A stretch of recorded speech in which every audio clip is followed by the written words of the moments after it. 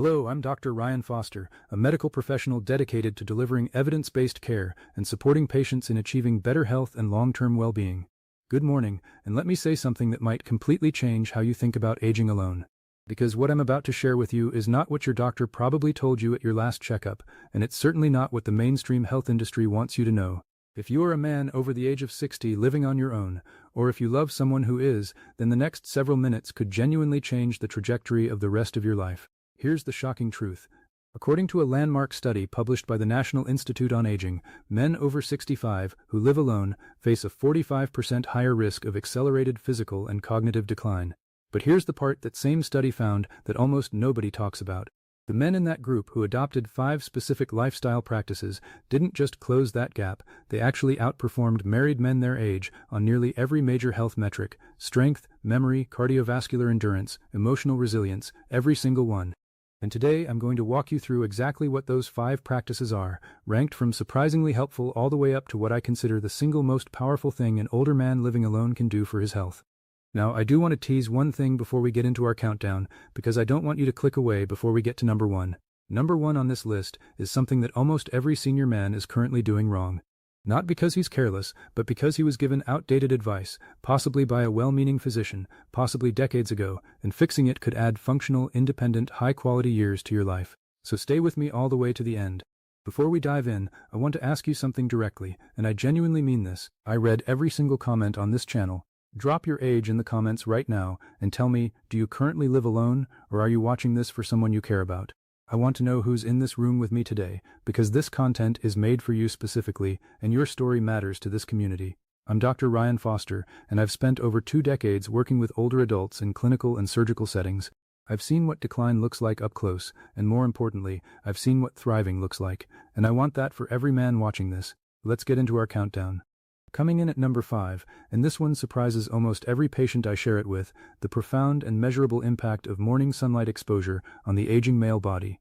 Now, I know what you're thinking. Sunlight, that's the big revelation? But hear me out, because the science here is far more sophisticated than a simple go outside more message, and what researchers have uncovered about men specifically, and older men living alone specifically, is remarkable. A study conducted by researchers at the Salk Institute for Biological Studies in California found that consistent morning light exposure, we're talking about natural outdoor light within the first 90 minutes of waking, directly regulates the circadian rhythm, which is your body's internal 24-hour biological clock, and after the age of 65, that clock starts to drift. It loses precision the way an old wristwatch loses time, and when your circadian rhythm is off, everything downstream goes wrong. Your cortisol spikes at the wrong times. Your testosterone production drops, your sleep quality deteriorates, your inflammatory markers, which are basically the chemical signals of aging and disease in your blood, climb. Here's why this matters so much for men living alone. Researchers at University College London published findings showing that socially isolated older men had significantly more disrupted circadian rhythms than their partnered counterparts, largely because they lacked the external scheduling cues that come from living with another person. Meal times, conversation, shared routines, these are all circadian anchors. When you live alone, you have to create them intentionally. I had a patient, I'll call him Raymond, 73 years old, retired electrician from Knoxville, Tennessee. Raymond came to me complaining of fatigue, low mood, and what he described as just not feeling like myself anymore. His blood work was unremarkable. His heart was strong, but Raymond hadn't been outside before 10 o'clock in the morning in years. He'd wake up, make coffee, watch television, and drift through his morning in dim indoor light. We made one change. Every morning, Raymond started sitting on his back porch for 20 minutes right after waking. Coffee in hand, no phone, no television, just him and the morning sky. Within 6 weeks, Raymond told me he was sleeping better than he had in a decade. His energy came back, his mood lifted. The science tells us why. Morning light suppresses melatonin at the correct biological time, triggers a precise cortisol awakening response, and sets off a hormonal cascade that improves everything from insulin sensitivity to testosterone rhythm throughout the day. The practical application here is simple. Within 90 minutes of waking, spend at least 15 to 20 minutes outside in natural daylight, not through a window. Glass filters the specific wavelengths your brain needs, actually outside. Pair this with your morning movement or a walk, and you get a synergy effect. The combination of light exposure and mild physical activity in the morning has been shown in Stanford research to amplify the circadian benefit by up to 60% compared to either habit alone.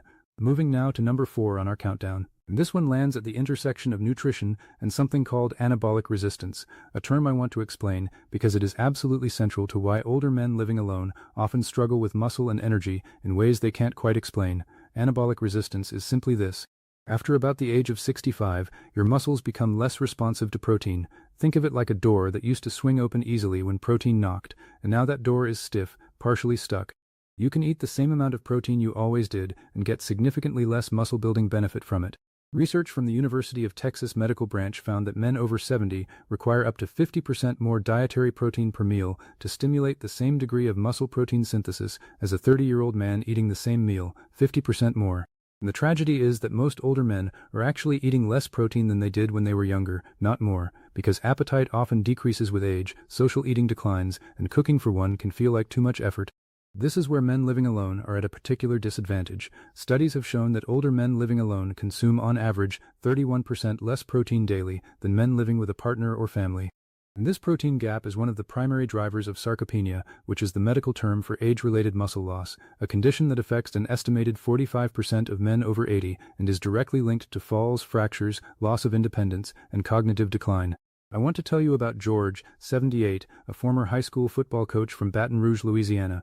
George had watched himself shrink, not dramatically, but steadily. His shirts fit differently, he couldn't open jars the way he used to, climbing stairs left him winded.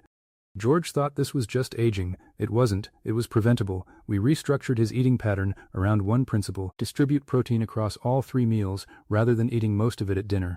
Research from the journal Clinical Nutrition shows that evenly distributing 30 to 40 grams of protein across 3 meals is significantly more effective at combating anabolic resistance than the same total amount eaten in 1 or 2 sittings. George started doing this. Eggs and Greek yogurt in the morning, a chicken or tuna-based lunch, lean red meat or salmon at dinner. Within 4 months, his grip strength had improved measurably. He was back to opening his own jars, and more importantly, he told me he felt like himself again. The synergy tip here is critical. Always pair your protein meals with a small amount of omega-3 rich food. Think salmon, sardines, or a quality fish oil supplement. Research from Washington University School of Medicine found that omega-3 fatty acids directly counteract anabolic resistance, essentially making the stuck door easier to open. They enhance the body's sensitivity to protein by reducing the low-grade inflammation that blunts muscle signaling in aging tissue. Scientific references, as always, are in the description below. Now we're at number 3, and this is where I want to pause for just a moment and ask you something. If this video is giving you real value, if you've already thought, I didn't know that, at least once, please take 2 seconds right now and hit that like button. It costs you nothing, and it helps this channel reach more older men who genuinely need this information. And if you haven't subscribed yet, please do that now. We put out medically grounded content specifically for men and women in their 60s, 70s, and 80s. And I don't want you to miss a single video. Click subscribe, and then let's keep going, because number 3 is something I personally consider one of the most underappreciated discoveries in gerontology: the science of sleep architecture in aging men. Here is what most people, including many doctors, do not fully appreciate. The quality of your sleep changes profoundly after 65, not just in duration but in structure. Your brain cycles through different phases of sleep throughout the night. Light sleep, deep sleep, and REM sleep. And deep sleep is where the real biological restoration happens. Growth hormone is released almost exclusively during deep sleep. Cellular repair happens during deep sleep. Memory consolidation happens during deep sleep. And here's the alarming part. Research from Harvard Medical School's Division of Sleep Medicine has found that men lose approximately 60 to 70% of their deep sleep capacity between the ages of 40 and 70. By 75, many men are getting almost no meaningful deep sleep at all, even when they believe they slept a full 8 hours. Now, layer on the reality of living alone. The National Sleep Foundation's research shows that men who live alone report significantly higher rates of poor sleep quality than partnered men, partly due to reduced feelings of safety and security, partly due to irregular schedules, and partly due to elevated evening cortisol, the stress hormone that has no social buffer to bring it down. The consequences reach far beyond feeling tired. Chronic deep sleep deficit in older men is associated with a 36% increased risk of Alzheimer's disease, according to research from the University of California, Berkeley. This is because during deep sleep, your brain activates its waste-clearing system called the glymphatic system, which works like a biological dishwasher running at night. And without adequate deep sleep, toxic proteins like beta-amyloid and tau, the very proteins linked to Alzheimer's, accumulate in brain tissue. I had a patient named Harold, 70 years old, a retired accountant from Portland, Oregon. Harold told me he never had trouble sleeping. And technically, he was right. He fell asleep fine and stayed asleep for 7 hours. but when we did a proper sleep analysis, Harold's deep sleep was virtually absent. He was cycling through shallow sleep all night and waking up exhausted, foggy, and emotionally flat. We implemented 3 specific changes. First, we moved his evening meal 2 hours earlier. Research shows eating within 3 hours of bedtime significantly disrupts deep sleep architecture. Second, we lowered the temperature in his bedroom to between 65 and 68 degrees Fahrenheit. The University of South Australia has shown this temperature range specifically enhances slow-wave deep sleep in older men. Third, we added a 30-minute walking routine after breakfast to regulate his morning light exposure and circadian anchor, which directly improves nighttime deep sleep quality. 8 weeks later, Harold described the change as transformative. His mind was sharper. He was waking up wanting to engage with his day rather than simply endure it. The synergy tip for sleep.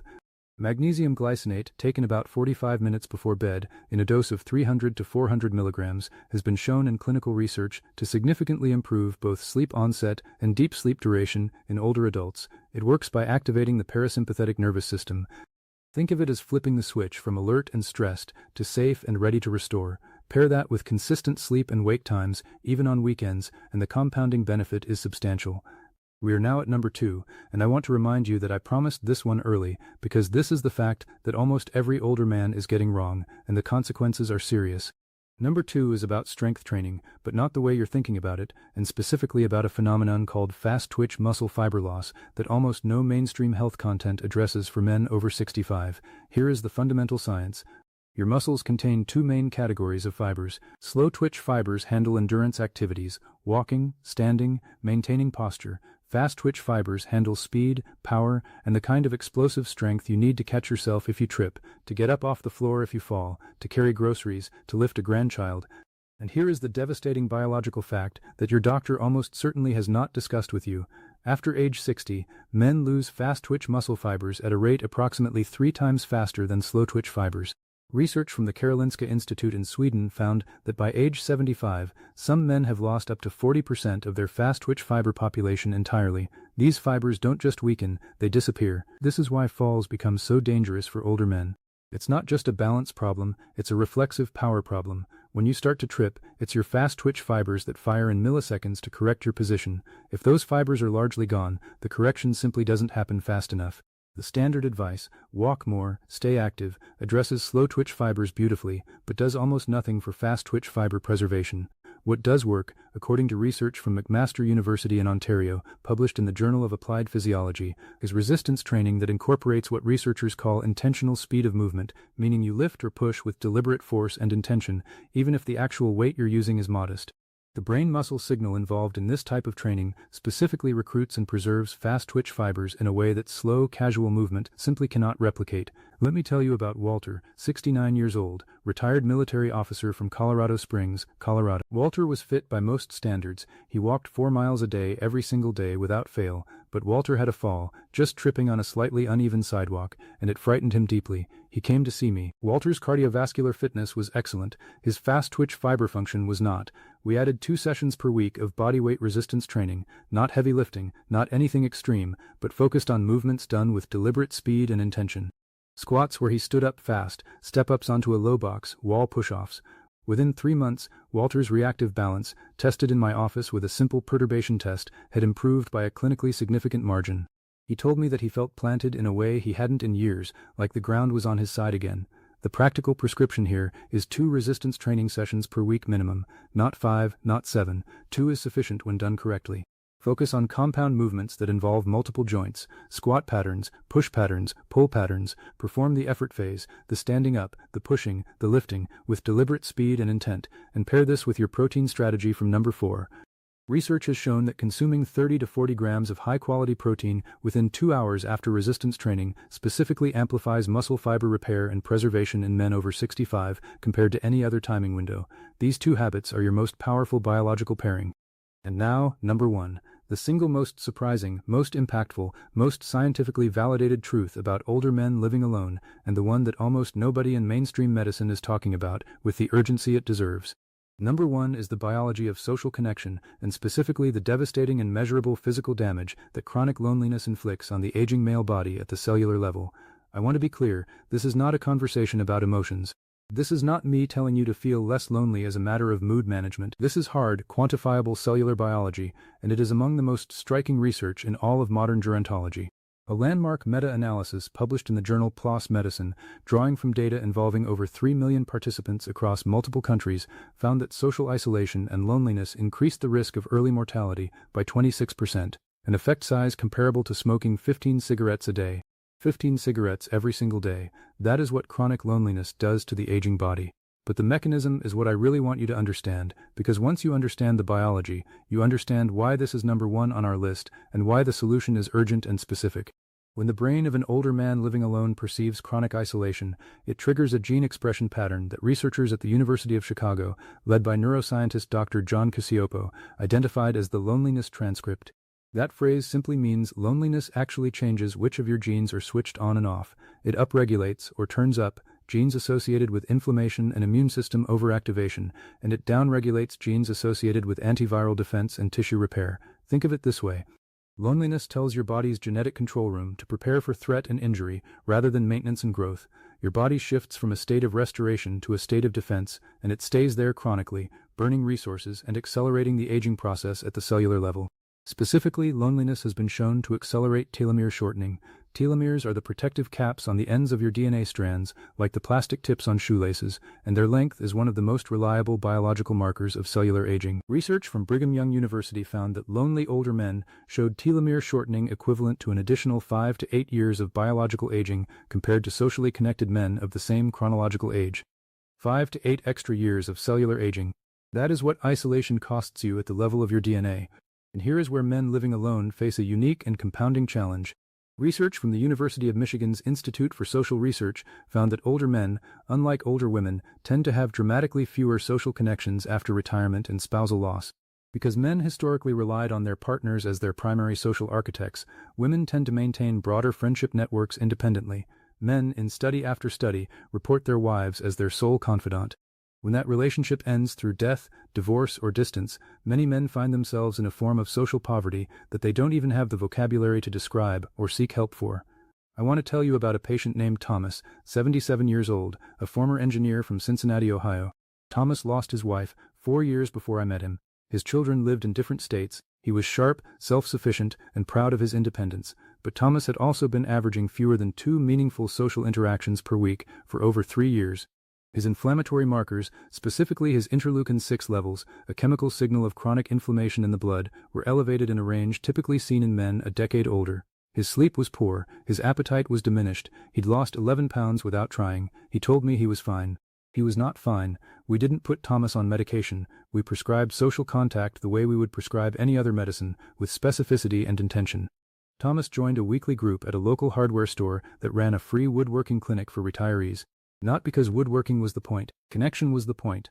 Within 6 months, Thomas had gained 7 of those 11 pounds back as lean muscle. His inflammatory markers had dropped significantly, and he told me something I think about often. He said, "Doc, I forgot what it felt like to matter to people." The practical guidance here is not vague. Research published in the American Journal of Public Health identifies the minimum threshold for social connection that protects against the biological effects of loneliness. At minimum, 3 to 5 meaningful social interactions per week, in person or by phone or video call, with people who know you by name and care about your answer when they ask how you are. Frequency matters, regularity matters. 1 long conversation a week is less protective than 5 brief ones spread across the week, because your nervous system needs consistent signals of social safety to regulate the inflammation response. The synergy here is with every other item on this list. Social connection regulates cortisol, which improves your circadian rhythm from number 5. It improves appetite and makes protein eating a pleasurable, shared experience, addressing number 4. It reduces the elevated evening stress hormones that destroy deep sleep architecture from number 3. It provides motivation and accountability for the resistance training from number 2. Social connection is not just one health factor among 5. It is the biological foundation upon which all the other health factors rest. If you take only one thing from this video, let it be this: your relationships are not separate from your health. They are your health, encoded at the level of your genes, expressed in your blood, and written on the length of your DNA. I want to close by speaking to you directly, man to man, doctor to patient, human being to human being. Living alone does not have to mean living at a disadvantage. It does not have to mean decline, isolation, or invisibility. The research I've shared with you today is not a verdict, it is a map. It shows you where the dangers are so that you can navigate around them with intention and intelligence. Every single one of the 5 facts we covered today is actionable, starting tomorrow morning. Morning sunlight, protein distribution, deep sleep protection, fast twitch strength training, and the courageous, deliberate act of staying connected to the people who make your life meaningful. The men I have seen thrive into their 80s and 90s are not the ones with the perfect genetics or the most money or even the best doctors. They are the ones who decided, consciously, deliberately, sometimes stubbornly, that their life was worth investing in, that it was not too late. That each morning was a biological opportunity. You are not too old to change your sleep. You are not too old to build muscle. You are not too far into solitude to reach back out toward connection. It is never too late. I have seen this truth again and again across thousands of patients, and I am telling you, with the full weight of my clinical experience, the rest of your life can still be the best chapter of your story. If this video gave you something valuable today, one fact that surprised you, one change you're going to make, one person you're going to call, please subscribe to this channel if you haven't already. We are here every week with content built specifically for older adults who refuse to simply accept the standard narrative of aging. And leave me a comment below. Tell me your age. Tell me which of these 5 facts hit you hardest. Tell me about someone like Thomas or Raymond or Walter in your own life. I read every single one, and your words shape the direction of everything I create here, because this is not a channel about aging. It is a channel about living, fully, deliberately, and with dignity, for every single year you have left, and I promise you, those years can be extraordinary. I'll see you in the next one. Take care of yourself, and start tomorrow morning. Your future self is counting on the man you choose to be today.